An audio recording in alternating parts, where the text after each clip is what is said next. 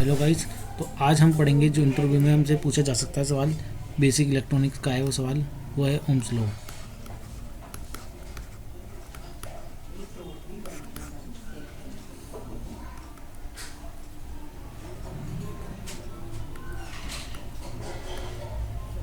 तो हम जानेंगे ओम्स लॉ क्या होता है। अकॉर्डिंग टू ओम्स लॉ बोलता है कि इन्हें कंडक्टर, किसी भी कंडक्टर में, ये कंडक्टर के लिए वैलिड है। सबसे पहले तो आप ये याद रखना, इंसुलेटर और सेमी कंडक्टर के लिए ओम्स लॉ वैलिड नहीं हो पाता।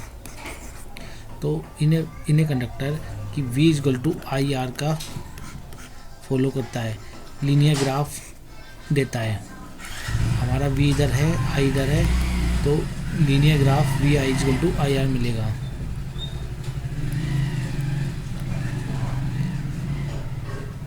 तो हम अगर इसकी डेफिनेशन देना चाहें तो हम क्या बोलेंगे, in a conductor current flowing through a conductor is directly proportional to the voltage across the conductor and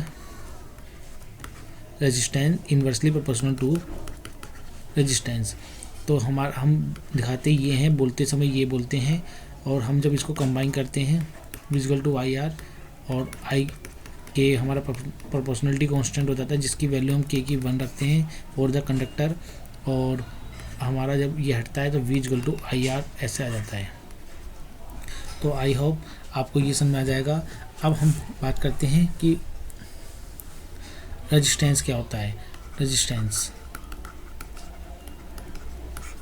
resistance it is oppose to the flow of current. ये अब हमारा किसी भी वायर होगा तो ये हमारा करंट के इलेक्ट्रॉन अगर इधर से तरफ फ्लो हो रहे हैं तो ये उन्हें अपोज करेगा, उन्हें रुकावट करेगा। जैसे कि हमारे सड़क पे ब्रेकर होते हैं तो इन्हें रुकावट करेगा, जिससे हमारी इनकी ड्रिफ्ट वेलोसिटी ऑफ इलेक्ट्रॉन की कम हो जाएगी। इसे ही हम रेजिस्टेंस बोलते हैं। इंसुलेटर में ये चीज़ बहुत ज़्यादा होती है, सेमीकंडक्टर में कम होती है और कंडक्टर में बहुत कम होती है, जिससे हमारे इलेक्ट्रॉन आसानी से फ्लो हो जाते हैं। तो आप रेजिस्टेंस के बारे में इतना बता देना। रेजिस्टेंस किस पर डिपेंड करता है? रेजिस्टेंस R वो है ये L/A। तो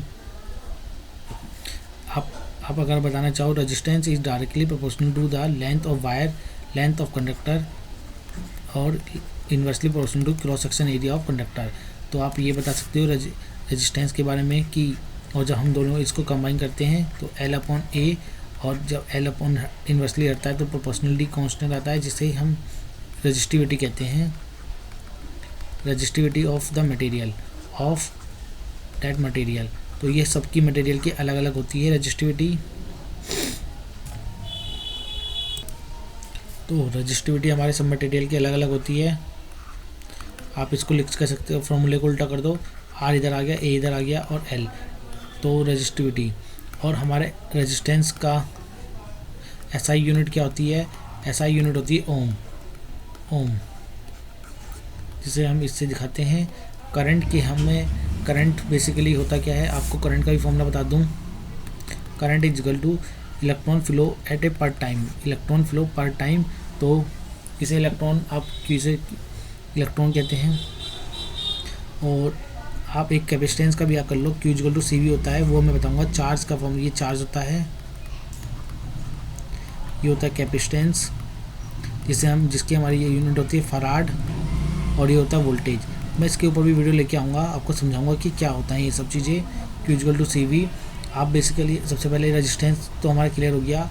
आप करंट के बारे में बता देना, रेजिस्टेंस की यूनिट ये बता देना, जितना भी मैंने समझाया। अगर आपको क्लियर नहीं है तो मैं आप एक बार वीडियो को पूरा क्लियर दोबारा कर देता हूँ, क्या क्या मैंने पढ़ाया आपको। सबसे पहले हमने ओम्स लॉ जाना।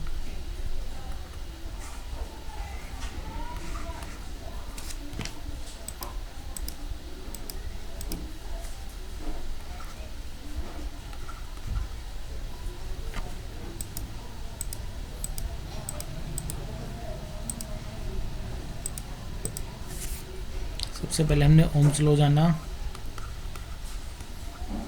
ओम्स लॉ में हमारा क्या था निकला, V = IR, और फिर हमने R को लेके चले और I के बारे में हमने बता दिया, I = electron flow of time, और R के बारे में बताया कि R = रेजिस्टिविटी अपॉन L/A।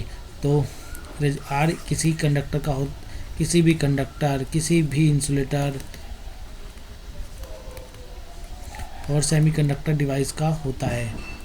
तो ये सबसे ज़्यादा रेजिस्टेंस हमारा होता है इंसुलेटर का। तो आपको ये आईटीआई के पेपरों में आता है, आईटीआई के बच्चों के लिए पेपर में आता है ये चीज़ें, जब वो अपना एंट्रेंस एग्ज़ाम दे रहे होते हैं या कहीं पेपर में दे रहे होते हैं। तो रेजिस्टेंस सबसे ज़्यादा किसका होता है? इंसुलेटर का। कंडक्टर के बारे में मैंने बताया कि कंडक्टर का रेजिस्टेंस बहुत कम होता है, और सेमीकंडक्टर का, सेमीकंडक्टर इन दोनों की प्रॉपर्टी के बीच में शो कर रहे होते हैं। इन्हें सेमीकंडक्टर डिवाइस कहते हैं, जैसे कि सिलिकॉन और जर्मेनियम। मैं इसके ऊपर भी वीडियो बना दूंगा आपके लिए। तो अभी के लिए इतना ही, तो इतना याद रखना। अब इसके हम Q = CV पढ़ेंगे, जो मैं आपको बताने वाला था। Thank you guys.